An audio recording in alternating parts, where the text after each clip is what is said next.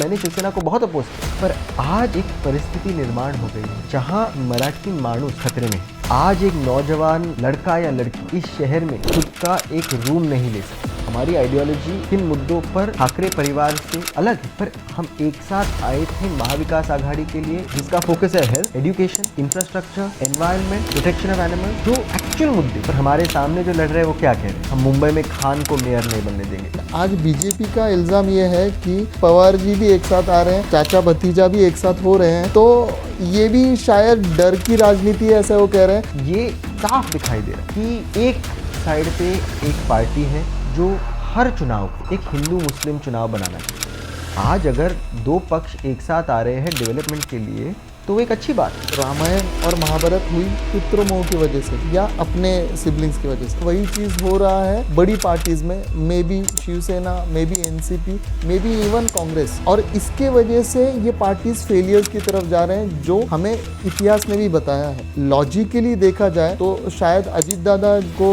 देना चाहिए था स्टेट का कारोबार, पर कहाँ नहीं दिया, क्या नहीं दिया, तो फिर वो क्यों गए बीजेपी में? राजनीति में क्या सुप्रिया ताई कभी बीजेपी के साथ जुड़ सकती हैं? हमारी विचारधारा बहुत अलग। हम एक संत परंपरा से जुड़ी हुई पार्टी, तो संत ज्ञानेश्वर हो, संत तुकाराम हो, संत कबीर हो, इनकी विचारधारा को हम आगे लेकर बढ़ते हैं। हम कह रहे हैं कि ये नथुराम वर्सेस तुकाराम, पर आरएसएस भी कहती है कि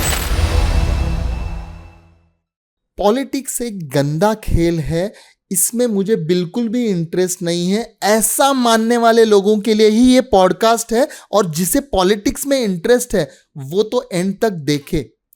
एक यंग पॉलिटिशियन अनीश गवांडे, जो कि नेशनल स्पोक पर्सन है एनसीपी के, 29 एज है। ऐसे भी भारत की 50% आबादी 29 एज के नीचे की है, जेंजीज की है। तो एंड तक ये पॉडकास्ट देखिए, सारे मुद्दों के आंसर्स इस पॉडकास्ट में है और समस्याओं को समझने की कोशिश की है। मे बी LGBTQ की समस्या हो, इन्वायरमेंट की समस्या हो, तरक्की की समस्या हो, टेक्नोलॉजी, नौकरी की समस्या हो, एंड तक बने रहिए। चलो शुरू करते हैं पॉडकास्ट। अनिश जी, अभी जो पॉलिटिकल सिनारियो है BMC इलेक्शन के पहले, वो तो इतना वॉलेटाइल है जैसे कि कोई वनडे या 5 डे इंटरेस्टिंग मैच होता है ना। कभी ये प्लेयर यहाँ जा रहा है, कभी वहाँ जा रहा है। क्योंकि मैं कल्याण डोंबिवली से हूँ, जो मेरे इलाके के जो नेता हैं, जो नगर सेवक जनरली होते हैं, धात्रक जी, मैं नाम भी ले लेता हूँ, वो बीजेपी में थे, अभी मनसे में चले गए। तो एक्चुअली आइडियोलॉजी का कॉन्फ्लिक्ट भी है कि किसे वोट दें, और पूरी तरह कंफ्यूज हैं हम कि ये करें क्या। ये इतना इंटरचेंज और इतना वॉलेटिलाइजेशन पहली बार देखा है। देखिए, ये मुंबई और महाराष्ट्र का दुर्भाग्य है कि जो 2022 में शुरू हुआ, जब शिवसेना को स्प्लिट किया गया, और जो फिर 2023 में हुआ जब मेरी पार्टी को स्प्लिट किया गया, वो आज पूरे राज्य भर, हर शहर में आपको दिखाई दे रहा है। आज परिस्थिति ऐसी है कि आपके लोकल बॉडी इलेक्शंस में हमेशा ऐसी चीज़ें होती आ रही है। It's not a new thing, right? So of course you had situations where people have switch parties, क्योंकि किसी को टिकट नहीं मिलता है, हर पार्टी की मजबूरी होती है, हर अलायंस की मजबूरी होती है। आज हम भी अलायंस में हैं, हमने कम सीटें ली है मुंबई में, हमारे पार्टी में भी बहुत ऐसे लोग हैं जो छोड़कर चले गए हैं। इनफैक्ट हमारी मुंबई सिटी प्रेसिडेंट थी राखी जाधव जी, वो छोड़कर बीजेपी में चली गई है। हमारे पुणे सिटी प्रेसिडेंट थे प्रशांत जगताप जी, वो छोड़कर कांग्रेस चले गए हैं। तो आजकल ऐसी चीज़ें होती रहती हैं, और कभी कभी पॉलिटिक्स में आपको इसको मंजूर भी करना होता है। You can accept it that somebody has personal ambition as well. That's okay. That's not, in my opinion, a very big problem. Anil ji, मेरा सवाल यहाँ ऐसा है कि ये लोकसभा इलेक्शन के लिए होगा तो ठीक है, ये तो हमारा BMC इलेक्शन है। तो मेरे ख्याल से या तो नेता क्लियर नहीं है या लोगों को क्लियरली मैसेज नहीं मिल रहा। क्योंकि मुझे तो मेरे इलाके में जो 50,000 की एरिया होता है, उसमें मेरे लोकल काम करने के लिए आदमी चाहिए। उसमें आप पार्टी स्विच क्यों कर रहे हैं? क्योंकि एक्चुअली मेरा तो ये मानना है कि उसके लिए जब ये BMC इलेक्शंस हो तब तो आपने आदमी चुनना चाहिए, न कि पार्टी देखनी चाहिए जो मेरे लिए काम करे, मेरी जो इलेक्ट्रिसिटी, मेरे सीवेज, मेरे रोड की समस्या, ये सारे सॉल्व करे। तो अननेसरी हम पार्टीज़ में झगड़ा कर रहे हैं जो कि नेशनल इशू है। तो अभी आप देखिए, ये लोकसभा में भी होता है, हम एक पार्लियामेंट्री डेमोक्रेसी है, हम चुनते हैं एक सांसद को, हम एमपी को चुनते हैं, एमपीज एक साथ आकर प्रधानमंत्री को चुनते हैं। पर हमारी राजनीति में हमें बताया जाता है कि आप पीएम के लिए वोट डालो, पर आप जब वोटिंग बूथ पे जाते हो तो आप वोट डाल रहे हो आपके उम्मीदवार के लिए, आपके कैंडिडेट के लिए, और आपको कैंडिडेट चुनना बहुत ज़रूरी है। और मेरा मानना है कि it is a combination of party and candidate. आज आप अगर देखने जाओ तो हमारा जो अलायंस है पीएमसी के लिए, राष्ट्रवादी कांग्रेस पक्ष शरद चंद्र पवार, उद्धव बाला साहेब ठाकरे शिवसेना और महाराष्ट्र नवनिर्माण सेना, उनका एक मैनिफेस्टो है। हमने मैनिफेस्टो एक हफ्ते पहले लॉन्च किया है, बाकी पार्टियों का अब तक मैनिफेस्टो लॉन्च भी नहीं हुआ है, इलेक्शन 7 दिनों में है। तो आप देखने जाओगे कि हर उम्मीदवार आपका काम करते करते एक पार्टी की आइडियोलॉजी भी आप तक पहुंचा रहा है कि पार्टी क्या करेगी, मुंबई की समस्याएं हैं क्या। अगर आप कह रहे हो इंफ्रास्ट्रक्चर की समस्याएं हैं, तो आज 2000 से ज़्यादा लोग लोकल ट्रेन में मरते हैं, उसके लिए बीएमसी में जो पार्टी आएगी चुनकर वो क्या करेगी। आज नौजवानों के लिए एक घर लेना असंभव हो गया, उसके लिए जो पार्टी चुनकर आएगी वो क्या करेगी। आज आपके बीएमसी स्कूल्स और बीएमसी हॉस्पिटल्स की हालत इतनी बुरी है कि वहाँ पर गरीब इंसान भी नहीं जाएगा। जबकि अमेरिका में आप उल्टा देखोगे, लोग गर्व महसूस करते हैं कि मैं म्युनिसिपल स्कूल में पढ़ाता हूँ या म्युनिसिपल हॉस्पिटल में ट्रीटमेंट ले रहा हूँ। पर वैसा गर्व मुंबई में भी हुआ करता था। एक वक्त ऐसा भी हुआ करता था कि आपके पास गवर्नमेंट हॉस्पिटल सबसे अच्छे हॉस्पिटल हुआ करते थे, और गवर्नमेंट स्कूल भी अच्छे होने चाहिए क्योंकि सबसे ज़्यादा पैसा तो गवर्नमेंट के पास ही है। सबसे अच्छे डॉक्टर आज भी आप देखने जाओगे, रिलायंस हॉस्पिटल देखिए, आप लीलावती देखिए, वो डॉक्टर कहाँ से आए, केईएम से आए। आज भी अगर आपके बच्चे को मेडिकल कॉलेज जाना है वो कहाँ जाएगा, केईएम जाएगा। अगर उसमें होशियारी नहीं होगी तो वो प्राइवेट में जाएगा। तो हमारे गवर्नमेंट हॉस्पिटल में आप सबसे अच्छे डॉक्टर ट्रेन कर रहे हो, आपके गवर्नमेंट हॉस्पिटल में से सबसे अच्छे डॉक्टर ट्रेन होकर प्राइवेट हॉस्पिटल में गए, पर आज उन गवर्नमेंट हॉस्पिटलों की हालत क्यों इतनी बुरी है। आने वाले सालों में जब जो अभी डॉक्टर प्राइवेट में हैं मर जाएंगे तो अच्छे डॉक्टर आएंगे कहाँ से, अगर आप केईएम की क्वालिटी अभी नहीं सुधारोगे तो मेरे ख्याल से ग्रास रूट से होना चाहिए। जो गवर्नमेंट शाला है, जो बालवाड़ी है, यहाँ से एक्चुअली लोगों को गर्व महसूस होना चाहिए कि गवर्नमेंट स्कूल में मुझे एडमिशन मिली। ये एक चीज़ है जिस पर फोकस मेरा मानना है किसी पार्टी ने नहीं किया था। एक जो युवा पीढ़ी आ रही है राजनीति में, वो उस पर फोकस कर रही है।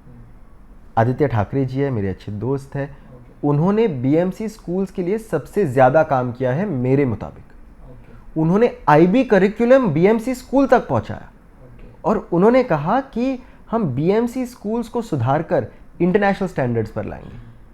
पर पिछले 5 सालों में आपने क्या देखा है, आपने देखा है कि बीएमसी स्कूल सीबीएसई बन रही है, वहाँ पे मराठी सिखाया भी नहीं जा रहा है। और वो एक प्रॉब्लम है क्योंकि आपके बच्चों की फर्स्ट लैंग्वेज मराठी है, तो वो जब स्कूल जाते हैं तो उनको अंग्रेज़ी मराठी में सीखनी चाहिए, उनको हिंदी भी मराठी में सीखनी चाहिए। ये पॉलिटिकल डिसीजन नहीं है, ये राजनीतिक निर्णय नहीं है, ये लॉजिकल एजुकेशनल पॉलिसी निर्णय है। आप अगर सीबीएसई करिकुलम मुंबई में लागू करोगे और एक दिल्ली का बोर्ड डिसाइड करेगा कि मुंबई का विद्यार्थी क्या सीखेगा, तो that will be devoid of ground realities. Why will you not give world class education? At one point SSC was better than CBSE. आप कहते थे कि मेरा बच्चा एसएससी जाता है, अरे तो सीबीएसई जाता है। हमें हमारे एजुकेशन सिस्टम में गर्व नहीं बचा है। अनिल जी, आपने अभी आदित्य ठाकरे जी का नाम लिया, तो आदित्य ठाकरे, अमित ठाकरे अभी एक साथ हो गए हैं, बहुत शायद 20 साल बाद एक साथ हुए हैं। उनका एक मुंबई को नाइट लाइफ देने का एक कुछ ड्रीम था, उसके बारे में बताइए। और इस मिलन के वजह से, जो मिलन हुआ है उसके वजह से क्या फ़र्क पड़ेगा इस बीएमसी इलेक्शन में? देखिए, शिवसेना एक ऐसा पक्ष है जिसने हमेशा मराठी माणूस के लिए काम किया है, पर कामगारों के लिए भी काम किया है, भाडेकरू के लिए भी काम किया है, जो सर्वसामान्य मुंबईकर है उनके लिए काम किया है।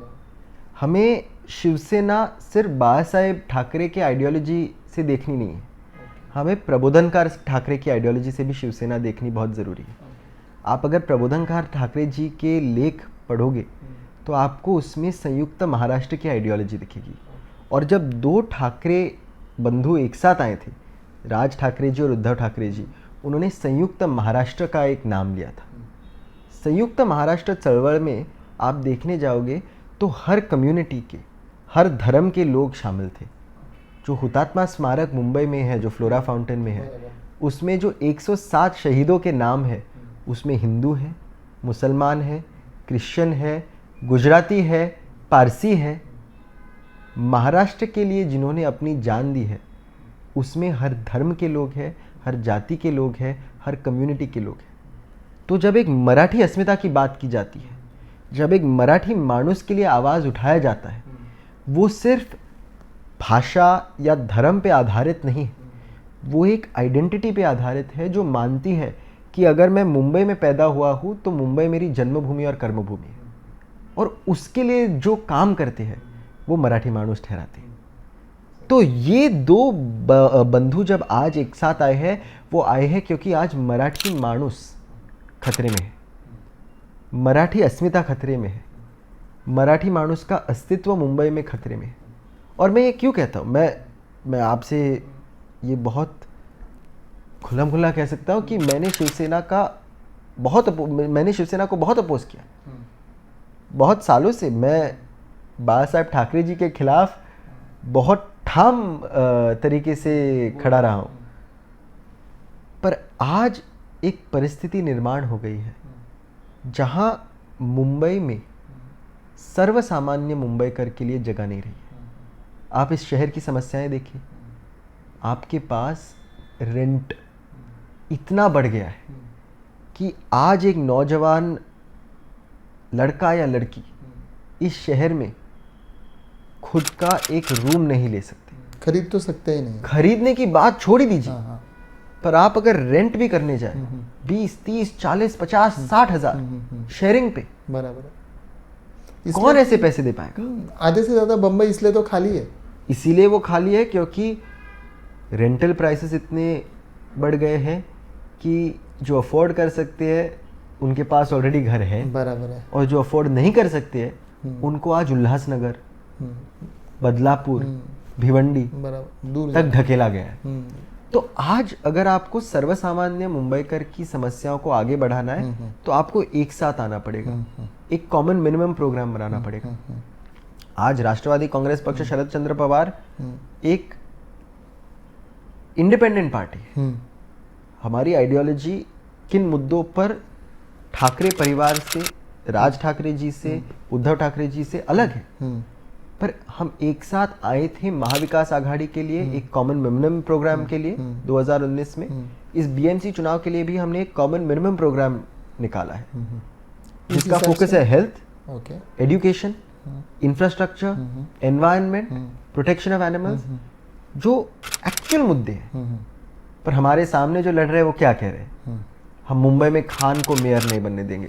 अरे आप इस शहर के इतिहास को भूल रहे हो। यूसुफ मेहर अली जैसा मुसलमान इस शहर का मेयर बन चुका है, जिसने क्विट इंडिया का स्लोगन दिया था, जिसने साइमन गो बैक का स्लोगन दिया था। आप किससे डर रहे हो? ये काल्पनिक एनिमी जो बनाकर रखा है भारतीय जनता पार्टी ने, उस काल्पनिक एनिमी के खिलाफ लड़ने के लिए बाकी सभी पार्टियां एक साथ आई हुई है, क्योंकि ये मुद्दे से डाइवर्ट करने का एक तरीका है। लेकिन अनिश, एक और पॉइंट ऐसे ध्यान में आता है कि बीएमसी तो शिवसेना के पास ही था पिछले 20 साल से, तो आज भी आपको मराठी आदमी या मराठी मानुस की अस्मिता की चिंता है, तो 20 साल में वो क्यों नहीं रिवाइव हुआ? नहीं, देखिए 3 चीज़ें यहाँ पे बहुत ज़रूरी है याद रखनी। एक, हमने शिवसेना के खिलाफ आवाज़ उठाई है प्रीवियस बीएमसी इलेक्शन में और कहा है कि उन्होंने अच्छे से काम नहीं किया। सही बात है। दूसरी चीज़ है कि सही काम न करने के बावजूद ये एशिया की सबसे अमीर सिविक बॉडी रही है, उसका कॉर्पस 75,000 करोड़ तक पहुंचा है। पिछले 3 सालों में एडमिनिस्ट्रेटर के नीचे क्या हुआ है, वो कॉर्पस 40,000 करोड़ तक पहुंचा है। तो मैं नहीं कह रहा हूं कि शिवसेना परफेक्ट थी। कौन कह रहा है शिवसेना परफेक्ट थी? शिवसेना बिल्कुल परफेक्ट नहीं थी, पर इनसे तो अच्छी थी। और जो आज कह रहे हैं कि पिछले 25 सालों में शिवसेना ने कुछ नहीं किया है, वही आज शिवसेना के खिलाफ लड़ रहे हैं जो पहले शिवसेना के साथ लड़ रहे थे। भारतीय जनता पार्टी इन 25 सालों के लिए क्या शिवसेना के साथ नहीं थी? बराबर है। और शिवसेना एकनाथ शिंदे जी क्या शिवसेना के साथ नहीं थे? वो भी स्प्लिट हो गई। उनके कॉर्पोरेटर जो अभी लड़ रहे हैं, आपने कहा है कि सभी पार्टियां छोड़कर दूसरे पार्टियों में गए हैं। एकनाथ शिंदे जी कहते हैं कि हमने 40 उबाठा के कॉर्पोरेटर हमारे पार्टी में ले लिए हैं, तो वो 40 कॉर्पोरेटर पिछले 25 सालों के लिए ही राज कर रहे थे। तो मैं तो उल्टा कहूँगा, हाँ, जो करप्ट थे, जो काम नहीं कर रहे थे, वो वहाँ चले गए। आपको देखना है कि कौन सी आइडियोलॉजी लेकर पार्टी आ रही है। लेकिन अभी अनिश, इस बात पे एक अलग एस्पेक्ट भी लोगों का है कि असली सिंबल्स तो दूसरे पार्टीज के पास, जैसे आपका भी जो घड़ी का सिंबल था वो तो गया अजीत दादा के पास, और उसी तरीके से धनुष बाण का गया शिंदे साहब के पास। तो इस तरीके से तो एक्चुअल शिवसेना और एक्चुअल राष्ट्रवादी तो अलग गई, और आप लोगों का, आपके पास तुतारी आ गई और उनके पास मशाल आ गई। तो एक्चुअली वो शिवसेना नहीं रही। वैसे ही कहते हैं कि राष्ट्रवादी भी पवार राष्ट्रवादी हो गई है। घड़ी कहीं भी चली गई हो, पर वक्त अभी हमारा है। तो सिंबल यहाँ जाए वहाँ जाए। हमने लोकसभा चुनाव में दिखाया पूरे महाराष्ट्र को कि हम 10 में से 8 लोकसभा सांसद चुनकर ला सकते हैं, एक नए सिंबल के साथ, एक नए पार्टी नेम के साथ, बिना पैसे, बिना कोई ऑर्गेनाइजेशनल एबिलिटी और बिना सत्ता हाथ में रहे हुए। विधानसभा में हम नहीं ला सके, हम नाकामयाब रहे। सिर्फ 10 आमदार हम चुनकर ला सके।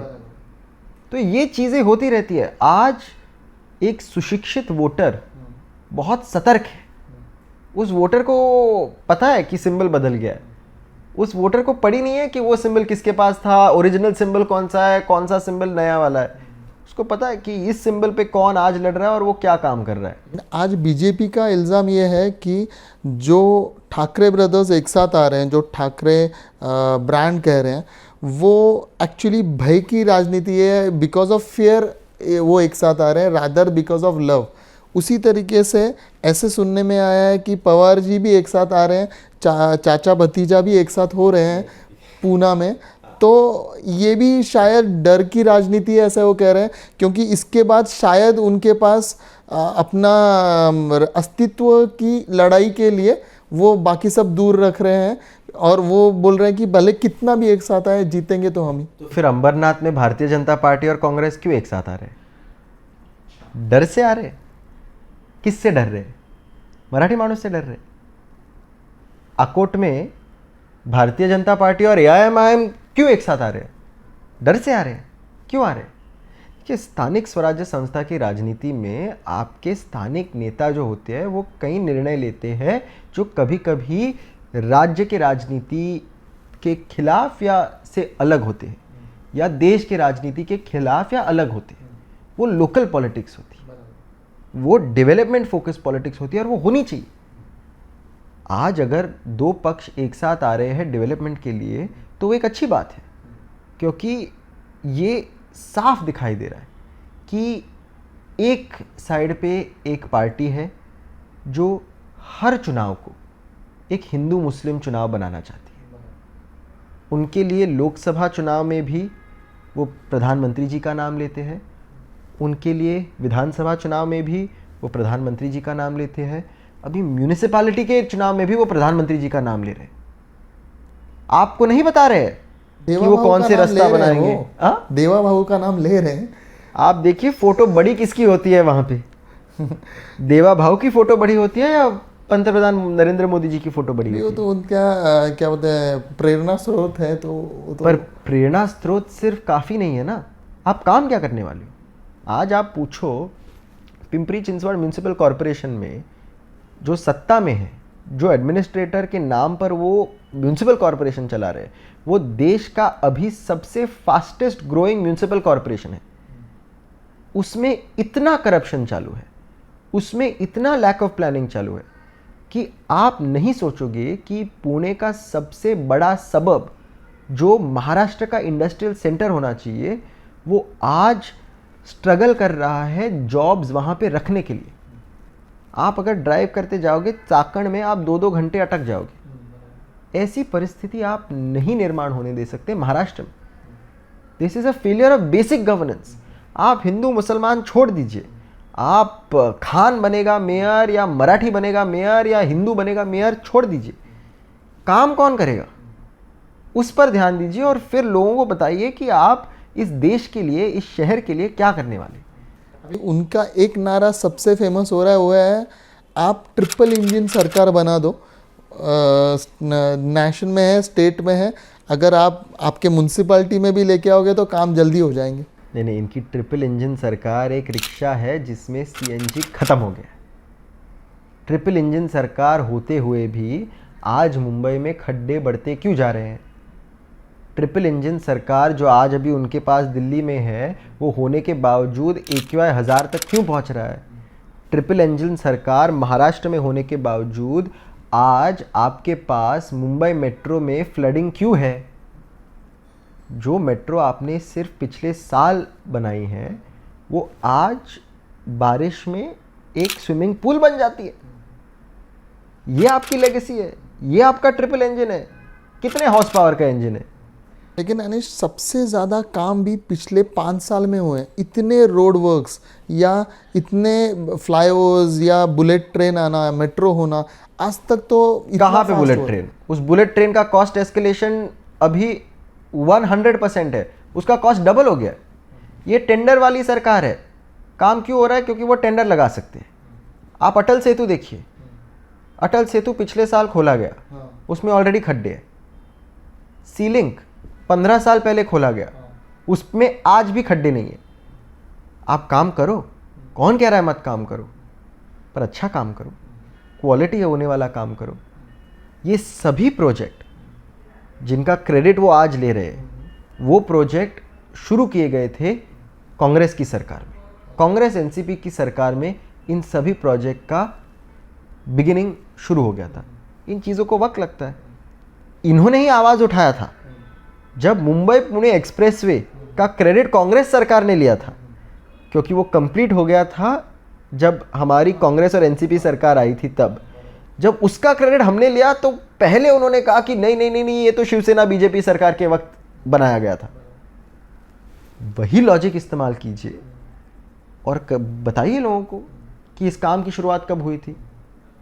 ठीक है, इम्प्लीमेंटेशन तो ये कर रही है, वो बात है, लेकिन इस सरकार पे भ्रष्टाचार के आरोप तो नहीं है जो पहले सरकार और कांग्रेस पे होते थे। बिल्कुल भ्रष्टाचार के आरोप है। पुणे रिंग रोड का स्कैम देखिए, cost escalation 2x 3x 300% cost escalation in Pune ring road.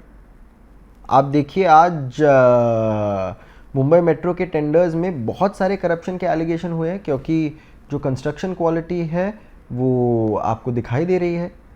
आप देखने जाओ तो आज हर एक कॉन्ट्रैक्टर मुंबई में इस सरकार के खिलाफ आवाज़ उठा रहा है, क्योंकि उनको पैसे नहीं मिले और वो कह रहे हैं कि हमारे अनपेड ड्यूज इतने हैं कि हम सुसाइड करने तक तैयार हैं।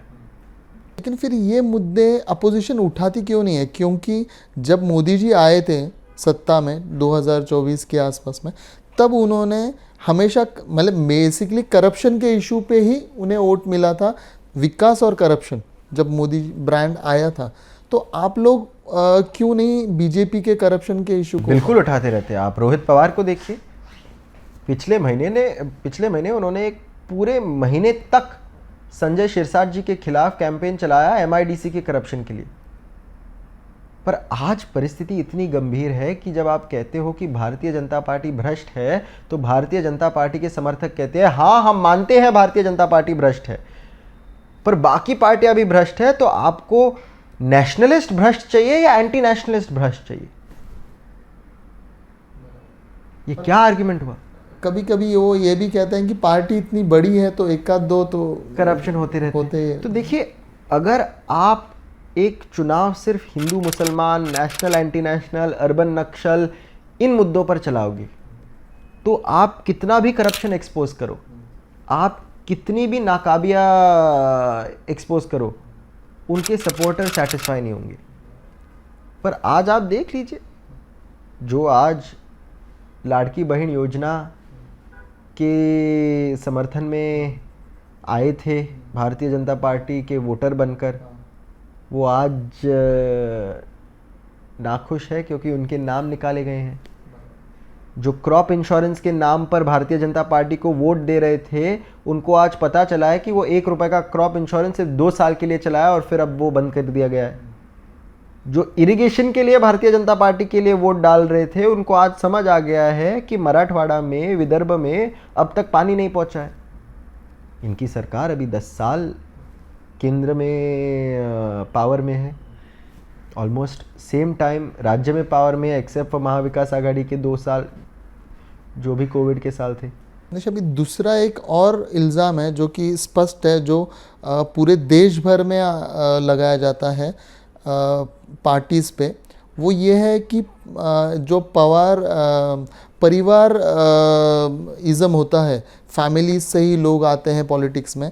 जैसे कि अभी ठाकरे ब्रांड तो है ही, अभी पवार ब्रांड भी आया है, क्योंकि आप जितने भी नाम सुनोगे सब एटलीस्ट एनसीपी के वो सारे फैमिली मेंबर्स ही हैं। अनीश गवांदे कौन से फैमिली से आते हैं? सर मैं यही बोल रहा हूँ, मतलब जो फेमस लोग जिन्हें लोग पहचानते हैं। अरे यार, अभी अनीश गवांदे फेमस नहीं है। ये आप ऐसे मुझे कह रहे हो? नहीं, लेकिन फिर भी आप देखो, वैसे तो बाकी लोग तो लगेंगे ही पार्टी को, लेकिन जो मेन हेड पे बैठे हुए हैं, जो मेन पोजीशन पकड़े हुए हैं, वो सारे परिवारिज्म से आ रहे हैं। तो इस चीज़ को कैसे डिफेंड करें? मैं एक पब्लिक पॉलिसी का स्टूडेंट हूँ, तो मैं इसको एक इंस्टीट्यूशनल फेलियर मानता हूँ।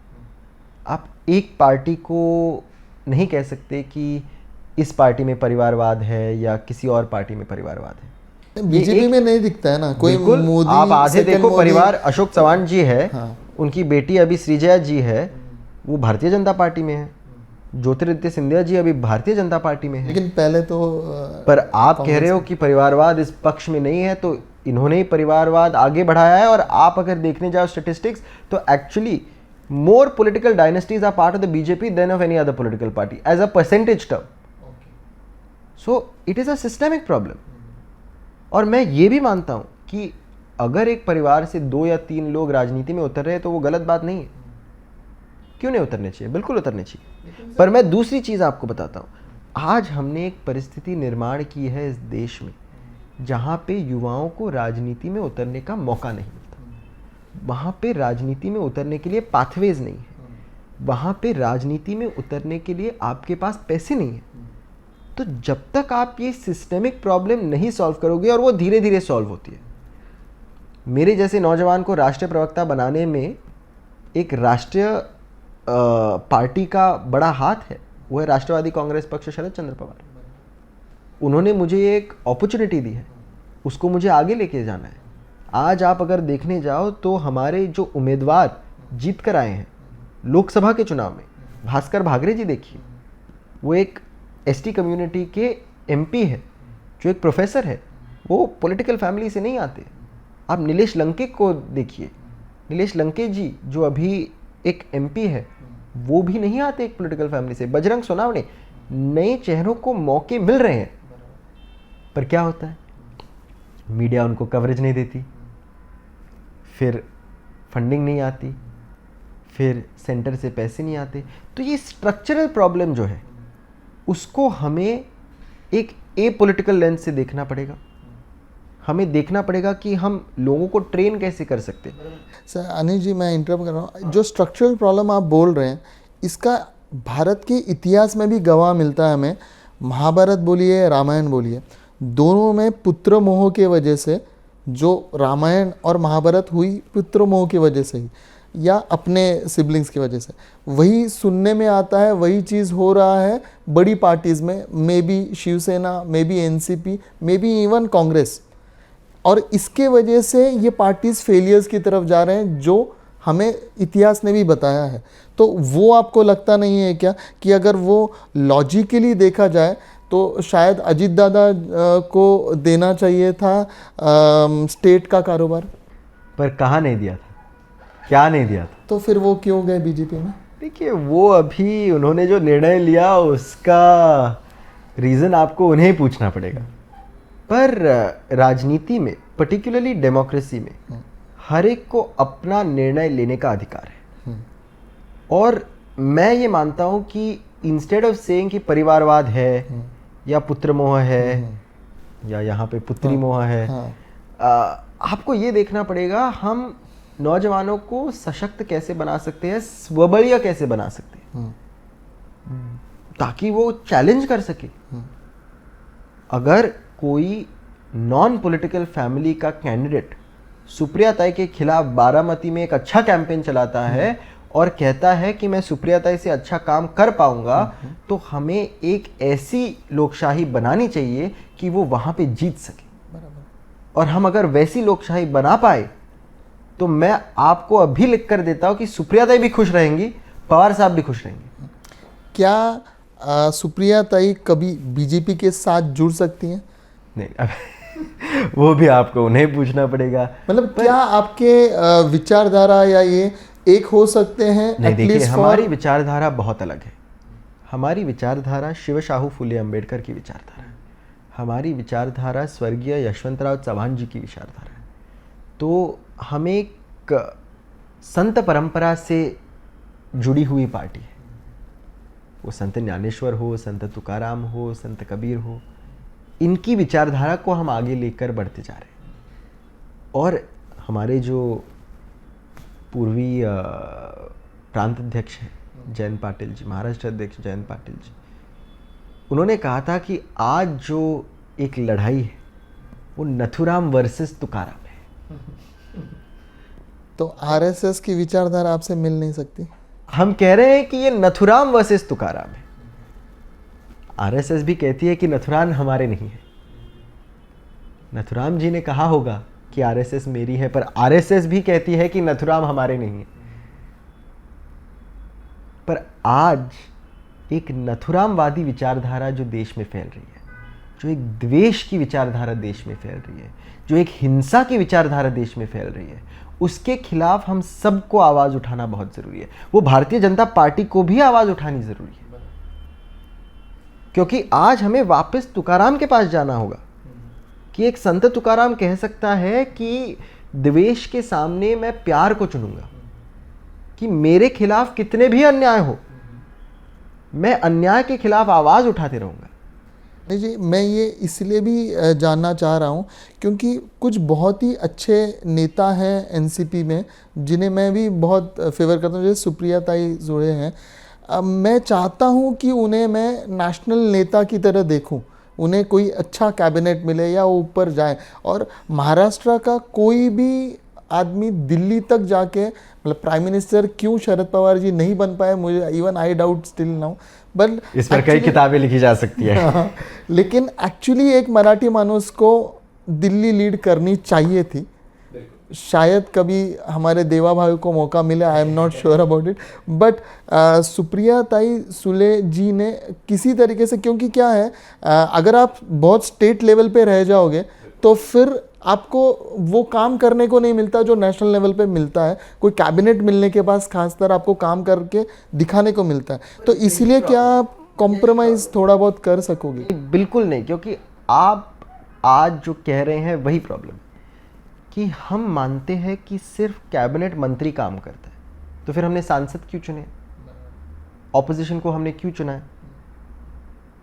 छोड़ दो ऑपोजिशन को, जो जीता वही सिकंदर, बाकी ऑपोजिशन वालों को घर भेज दो। क्यों हम सांसद रख रहे हैं? जो काम करता है उसी की पार्टियां लिखी जाती है। नहीं, पर संसद में चर्चाएं क्यों होती है? बराबर। देश की राजनीति में आप अगर देखने जाओ तो ऑपोजिशन का एक बहुत मूल्यवान हिस्सा रहा है। पंतप्रधान जवाहरलाल नेहरू जी के कैबिनेट में ऑपोजिशन के भी नेता थे। बाबा साहेब अंबेडकर जब लॉ मिनिस्टर थे तो वो कांग्रेस के खिलाफ लड़कर लॉ मिनिस्टर बने थे। श्यामा प्रसाद मुखर्जी जब कैबिनेट मिनिस्टर थे, बहुत लोग भूल जाते हैं कि जो श्यामा प्रसाद मुखर्जी को बीजेपी मानती है, उनको पहले मानने वाले पंतप्रधान जवाहरलाल नेहरू थे।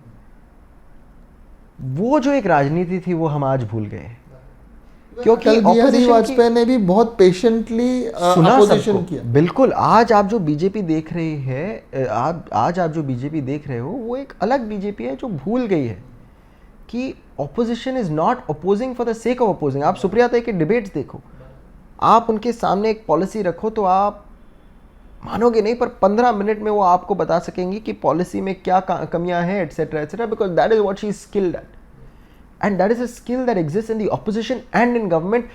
It is the government's duty to recognize that the opposition brings value to the table. Operation Sindoor के बाद गवर्नमेंट ने रियलाइज किया कि ऑपोजिशन जरूरी है। शशि थरूर जी गए थे, सुप्रिया ताई गई थी, ऑपोजिशन के बड़े बड़े नेता गए थे, फुल्ली पूरा विश्व घूमकर उन्होंने हमारे देश को डिफेंड किया। When India stands united, India is stronger. और जब तक हम सोचेंगे कि सिर्फ ऑपोजिशन में आपको बैठना है एज अ वेटिंग रूम, जब तक आप सत्ता में नहीं आते, तब तक हमारी लोकशाही सशक्त नहीं हो पाएगी, और वो एक बड़ी प्रॉब्लम है आज। We have to give the opposition more space and we have to realize, and the opposition should also realize, मैं ये भी मानूंगा कि आज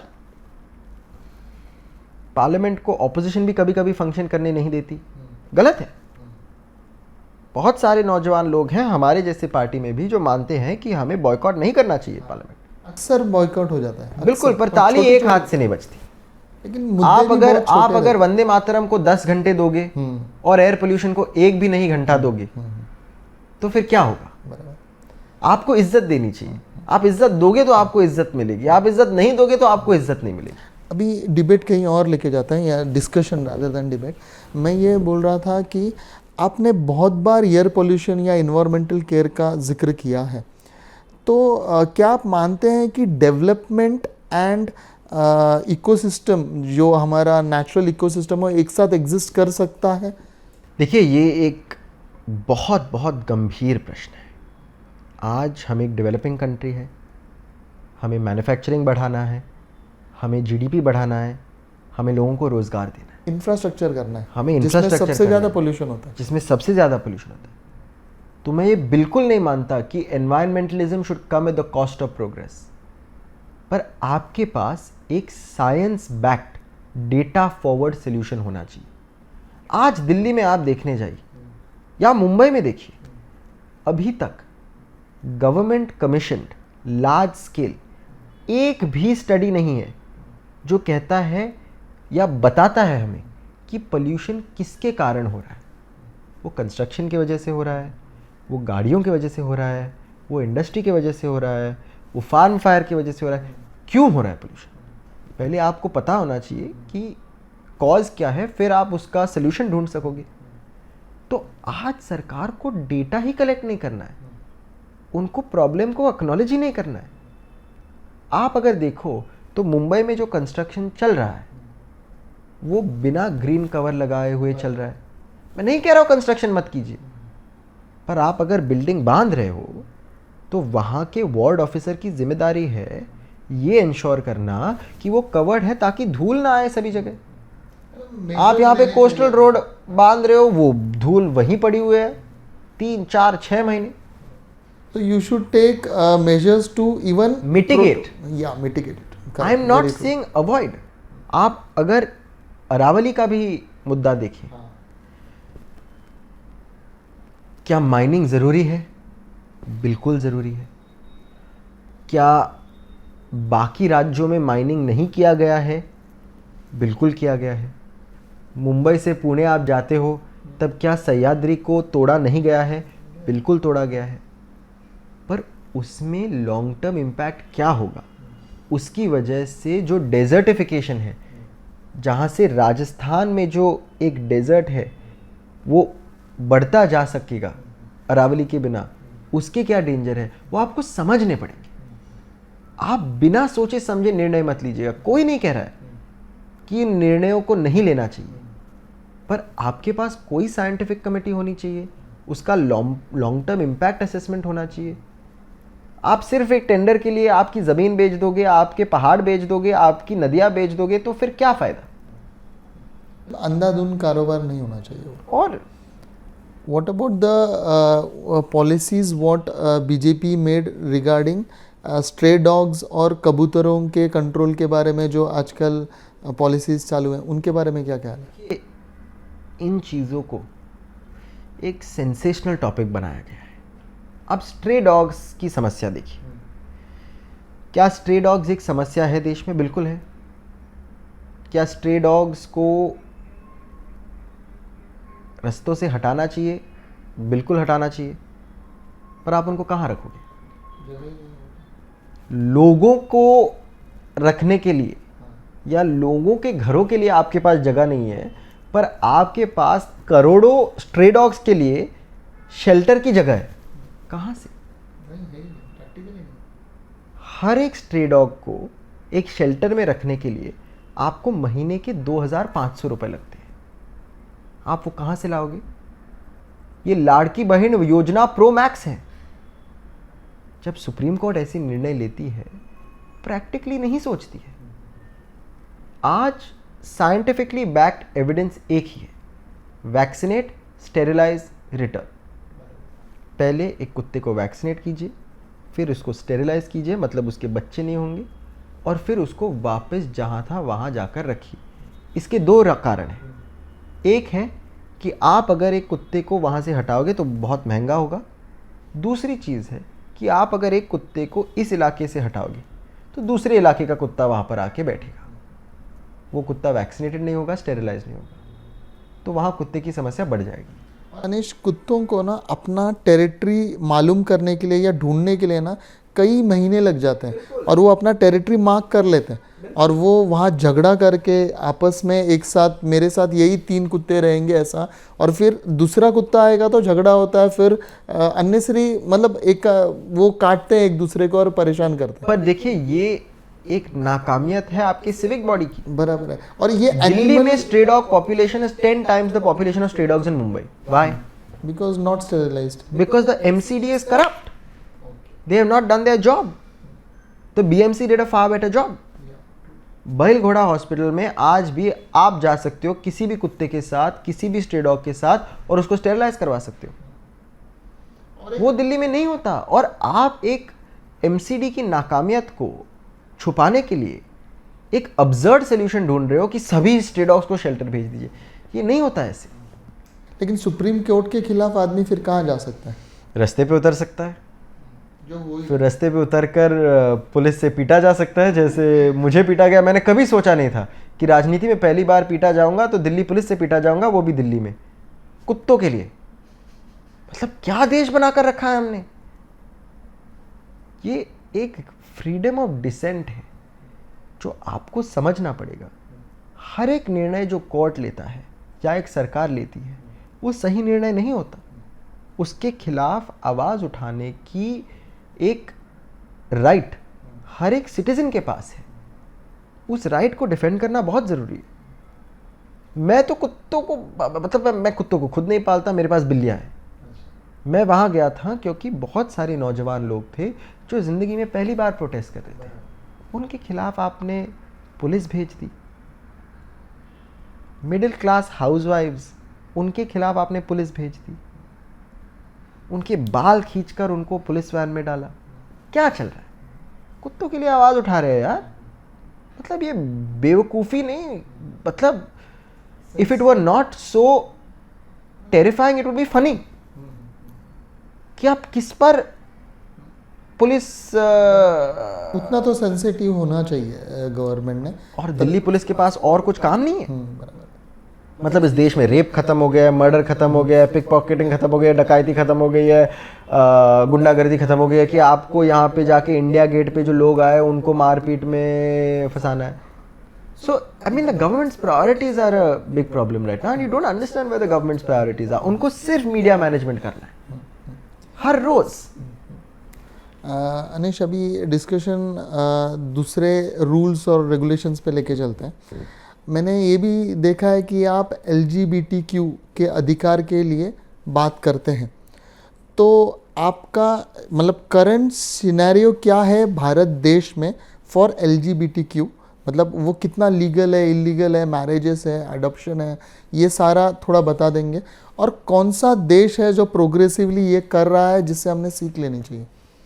देखिए, आज 2018 के बाद, सुप्रीम कोर्ट के 2018 निर्णय के बाद सेक्शन 377 377 जो carnal intercourse against the order of nature के खिलाफ कानून था, वो लागू नहीं है। भारतीय न्याय संहिता में आज उस कानून को पूरी तरह से हटाया गया है।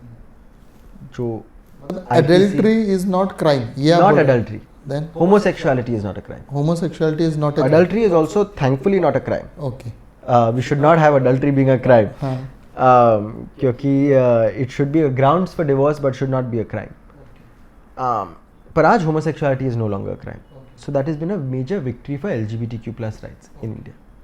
तो आज आप अगर देखने जाओ तो हम एक ऐसे देश में रहते हैं जहाँ हर भारतीय नागरिक के अधिकारों के लिए हमारे संविधान में जगह है।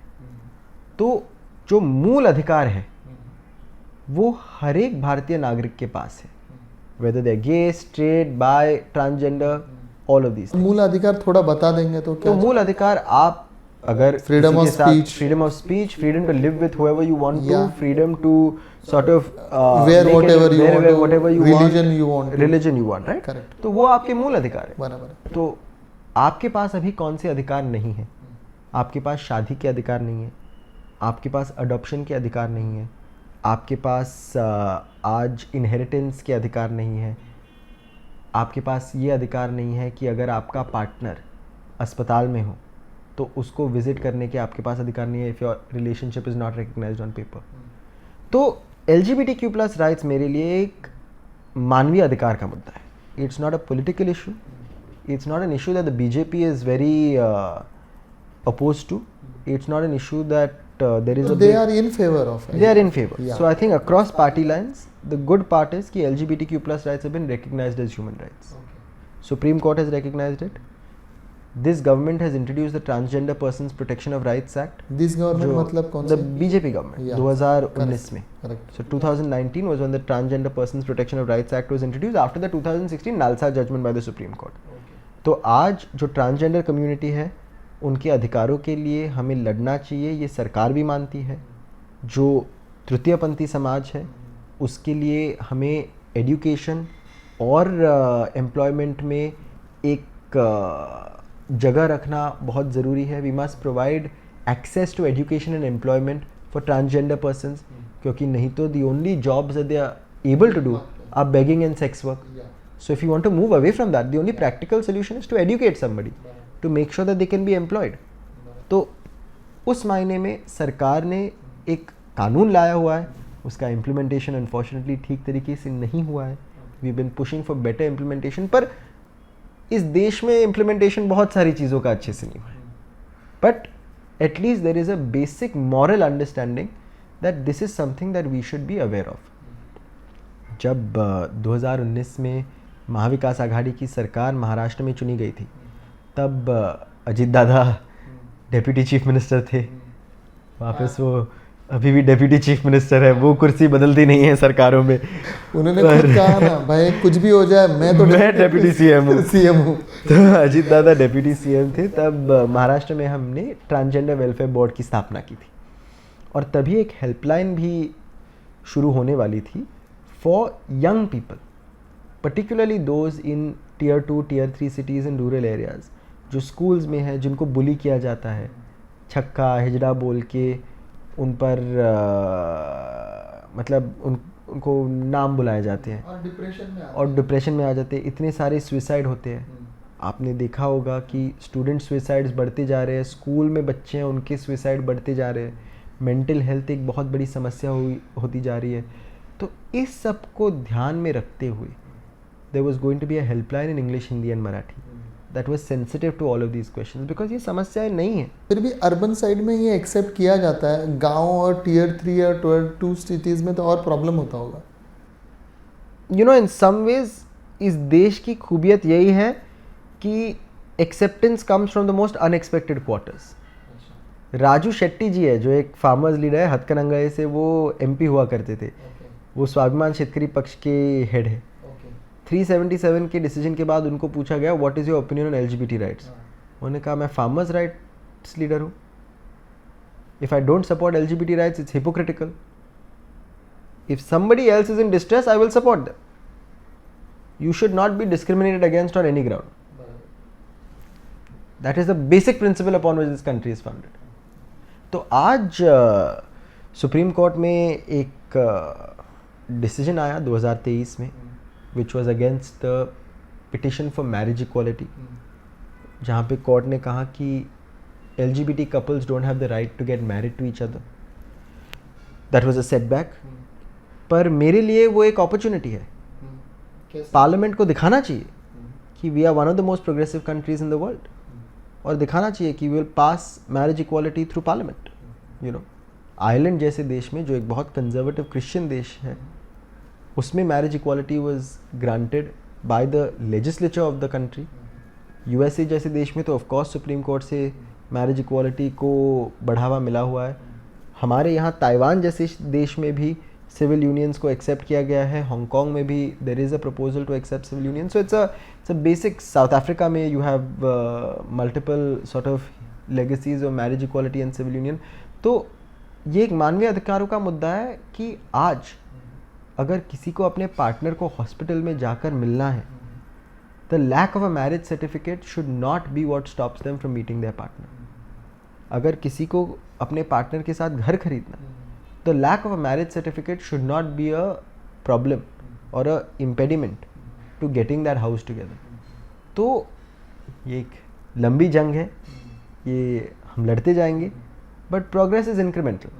इसमें एक्चुअली लीगल एस्पेक्ट इनहेरिटेंस का आता होगा, क्योंकि वो संपत्ति कैसे आगे जाएगी, और अडॉप्शन का जो मानसिकता इतने सालों से बनी है कि बच्चा पैदा होना चाहिए और अडॉप्ट नहीं किया जा सकता, वो एक समस्या है जिसके ऊपर मतलब अभी भी ये काम हो रहा है, ये रुका नहीं। ये कैसी एक समस्या है, वो है कि कभी कभी you have to acknowledge that moving with the times is good for all parties involved. आप अगर देखो आज इंडिया में हमारे पास एक ऑर्फन क्राइसिस है। इतने सारे बच्चे अनाथ होते हैं हर साल जो अडॉप्ट नहीं किए जाते।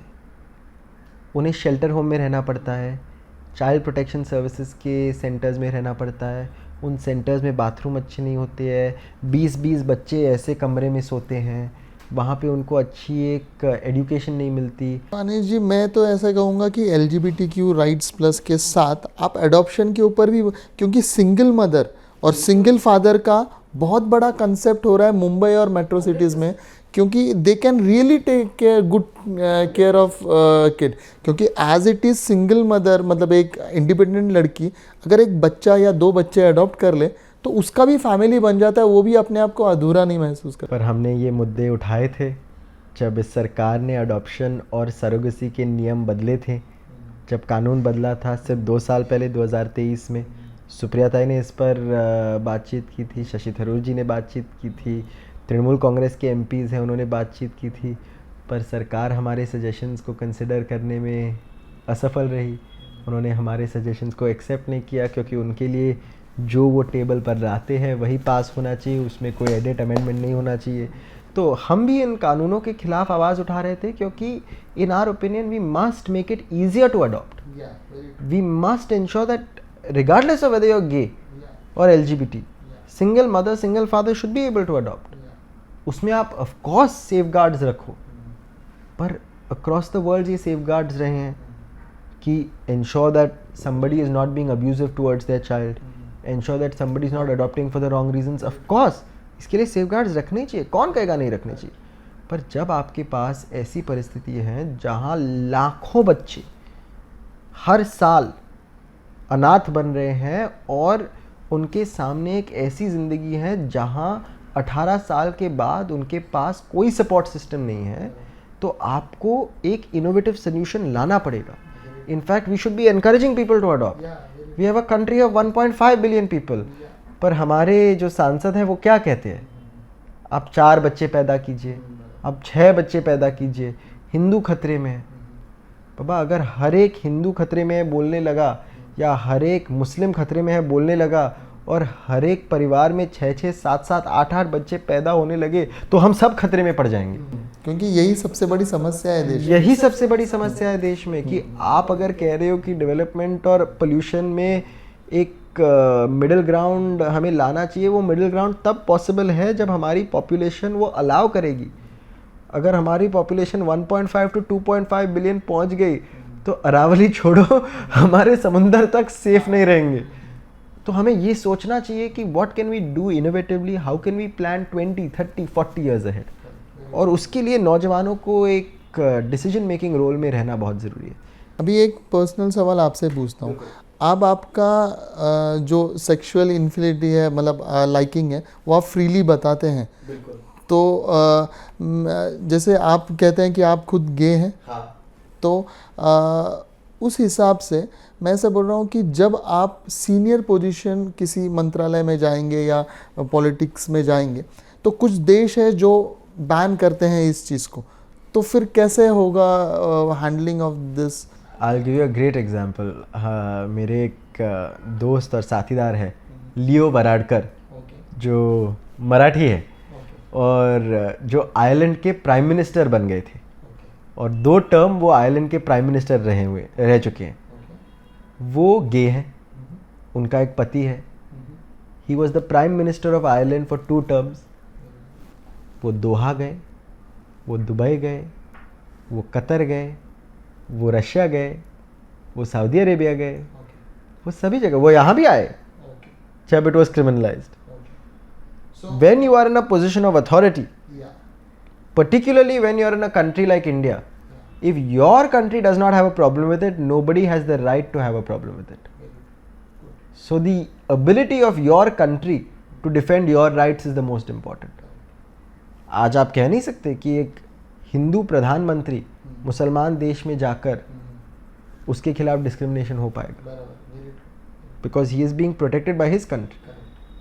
In the same way, you cannot have, जब इंदिरा गांधी जी प्राइम मिनिस्टर थी तब उनके खिलाफ कोई आवाज़ नहीं उठा सकता था जब वो गल्फ में जाती थी और कहती थी। जब सुषमा स्वराज जी इस देश की एक्सटर्नल अफेयर्स मिनिस्टर थी, वो पूरी दुनिया घूम सकती थी, even in the most conservative countries. और मैं देखना चाहता हूँ कि आज भी किसी की अगर हिम्मत होगी to tell an Indian foreign minister, if she is a woman, to cover her head or behave in a particular way when she is abroad. I don't think anyone will have the guts. In the same way, I don't think anyone will have the guts to say anything if you're gay. लेकिन मैं ये देखना चाहूँगा भारत में कि गे marriages भी हो, क्योंकि फिर आप गर्व से अपने पार्टनर को भी इंट्रोड्यूस कर सकोगे और आप एडॉप्शन करके एक परिवार भी बना सकते हो। बिल्कुल। Good. Now let us go to the last point of our discussion, that is technology. Gen Zs हैं तो टेक्नोलॉजी इम्पॉर्टेंट है। अक्सर इलेक्शन के बाद हम इन मंत्रियों को ढूंढे कहाँ या तकलीफ़ होती है, तो मैं आपको सोल्यूशन भी बता देता हूँ। अगर वो मेरे पास ऑनलाइन है, जैसे सर्व कर रहा हूँ वैसे www.dish, मेरे को प्रॉब्लम है, समझो रोड पोर्टल्स है, कुछ करूँ और उस कंप्लेन को उतना ही सीरियस लिया जाए जितना, तो ऐसा कुछ सोचा है क्या? देखिए, इसकी शुरुआत हो चुकी थी जब NIC को फॉर्म किया गया था, नेशनल इन्फॉर्मेटिक्स कमेटी या commission.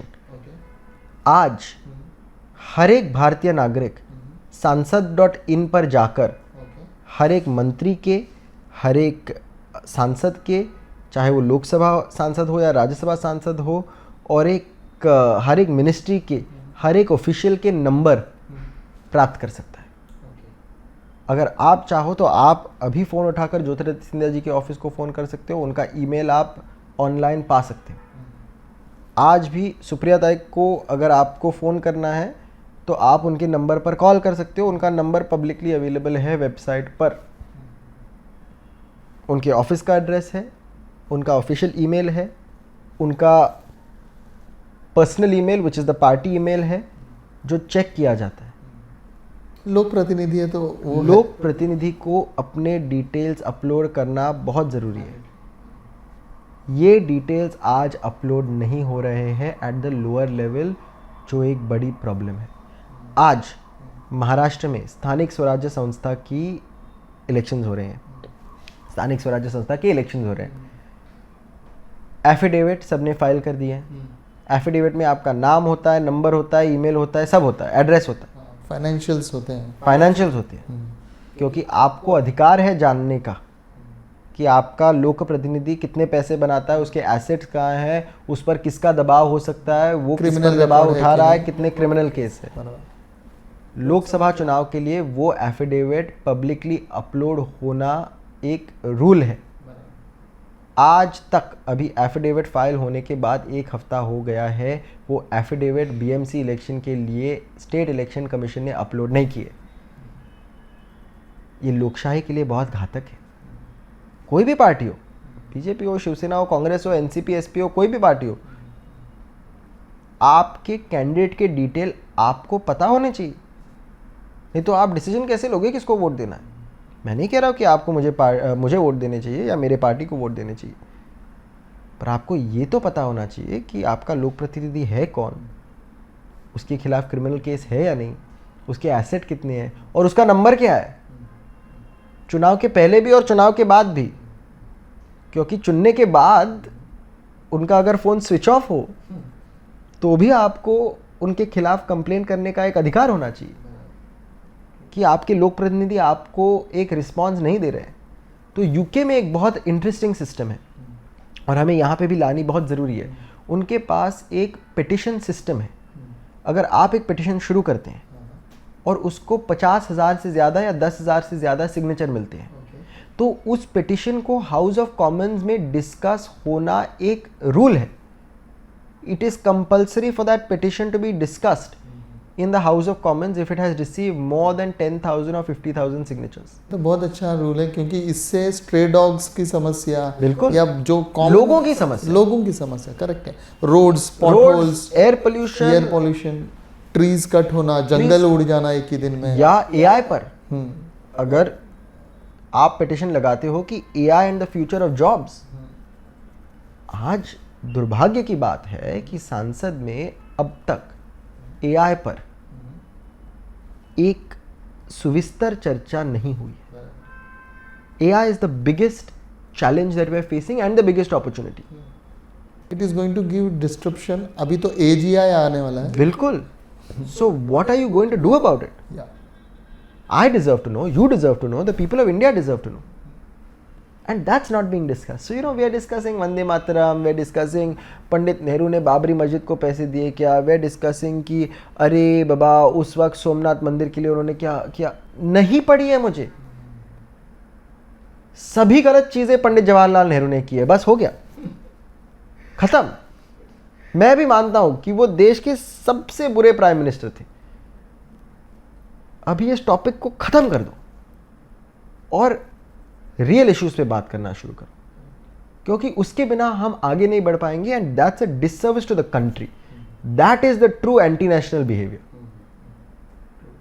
The real anti national behaviour is not discussing what is important, not to be in history, get to the future or present, get to the future and the present. Correct. तो अनीश जी, आप एक उभरते young नेता हैं, तो इस तरीके से मैं ये जानना चाहता हूँ कि जो यंग जेनजी है, जो पॉलिटिक्स में बिल्कुल भी इंटरेस्ट नहीं लेती, वोट भी नहीं देने जाती, क्योंकि एक तो अवेयरनेस भी नहीं है, शायद उन्हें एक तो इतना कन्फ्यूजन है, आप पार्टीज इतना कॉम्प्लिकेटेड कर रखा है, कहीं एनसीपी बीजेपी एक साथ है, कहीं एनसीपी भी एक साथ है, कहीं कुछ है, तो ट्रूली आइडियोलॉजी का भी कन्फ्यूजन है।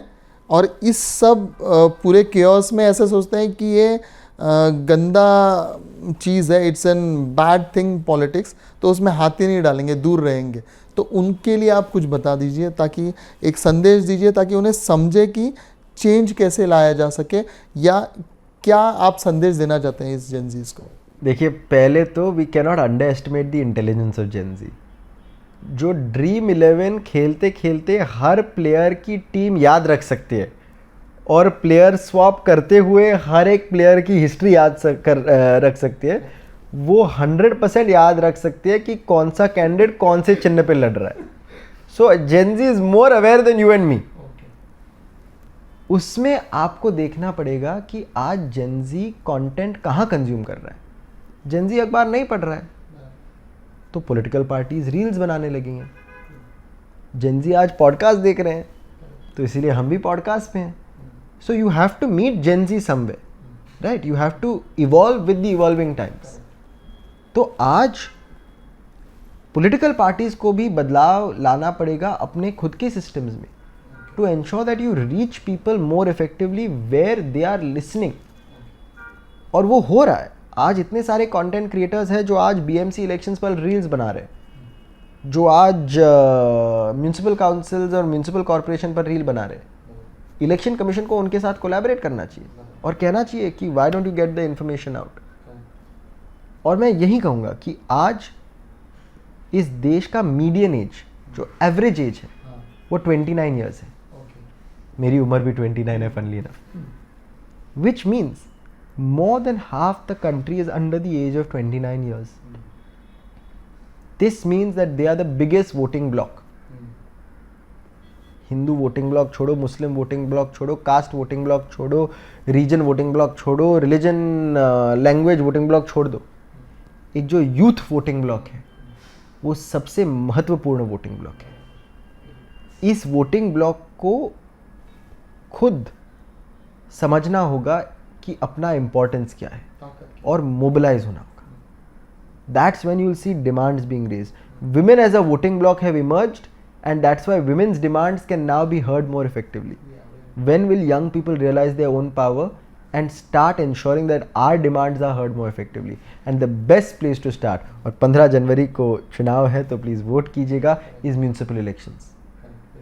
क्योंकि सांसद को चुनने में आपको लाखों वोट लगते हैं. आमदार को चुनने में आपको 70,000 टू ऑलमोस्ट 1 लाख वोट लगते हैं. कॉरपोरेटर को चुनने में मुंबई जैसे शहर में आपको 10,000 वोट लगते हैं. तो आप अपने ही कम्युनिटी में दोस्तों के साथ, मतलब एकजुट होकर, इकट्ठा होकर एक खुद वोटिंग ब्लॉक बन सकते हो. अगर आप 500 लोगों का व्हाट्सएप ग्रुप एक पॉलिटिशियन के सामने लाओ और कहो कि मेरी समस्या को आप सुनोगे नहीं तो हम 500 लोग आपके लिए वोट नहीं डालेंगे, वो पॉलिटिशियन आपके पास आएगा, आपको पॉलिटिशियन के पास जाने की ज़रूरत नहीं है. So at the local level we have to understand our power, we have to hold our representatives accountable. Mumbai जैसे शहर में बीएमसी इलेक्शन में सबसे बुरा टर्नआउट होता है. इस साल भी 15 तारीख को चुनाव है, उसके पहले मकर संक्रांत है तो छुट्टी है, 15 को भी छुट्टी है, तो सबको लॉन्ग वीकेंड लेके छुट्टी पे जाना है. पर ये एक लॉन्ग वीकेंड ना लेते हुए अगर हम जाकर वोट डालें तो हम इस शहर को बदल पाएंगे, हम इस देश को बदल पाएंगे और हम अपने भविष्य को बदल पाएंगे. कि लोग जेनजीज, अभी मैं जिनसे बात किया 2-3 जो मेरे पास एम्प्लॉयज़ हैं, वो बोलते हैं ईवीएम तो हैक होता है, हमारा तो अननेसेसरी टाइम जाता है, इससे अच्छा हम क्रिकेट खेलने चलते हैं. देखिए, मैं ईवीएम पर ज़्यादा बोलूँगा नहीं. मेरा मानना है कि सुप्रिया ताई भी ईवीएम से चुनकर आई हैं, हमारे 8 सांसद भी ईवीएम से चुन के आए हैं.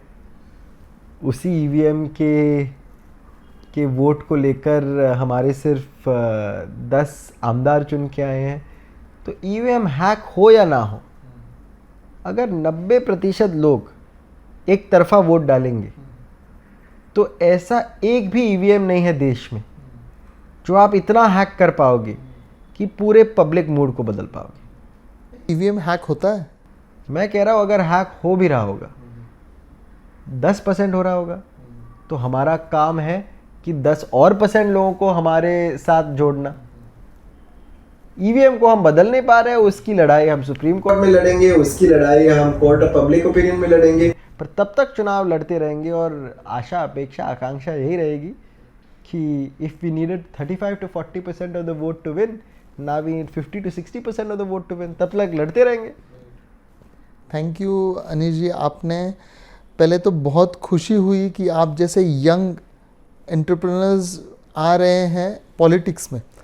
आप इतने एफ्लुएंट बैकग्राउंड से हैं, फिर भी आप ये कठिन रास्ता चुन रहे हैं, ये बहुत ही अच्छा लगा. और पॉलिटिक्स को आपने करियर बनाया. यस. तो ये और भी बहुत अच्छी बात है, क्योंकि पॉलिटिक्स लोग सोचते हैं कि सिर्फ पैसे मतलब होने के बाद जाने की बात है, इसे करियर भी बना सकते हैं। यंग लोगों को आपसे सीख ये लेनी चाहिए, जेनजीज को खासकर, कि जब तक आप उतरोगे नहीं, you can not make change unless you B change. So thank you for being with us, thank you very much, thank you.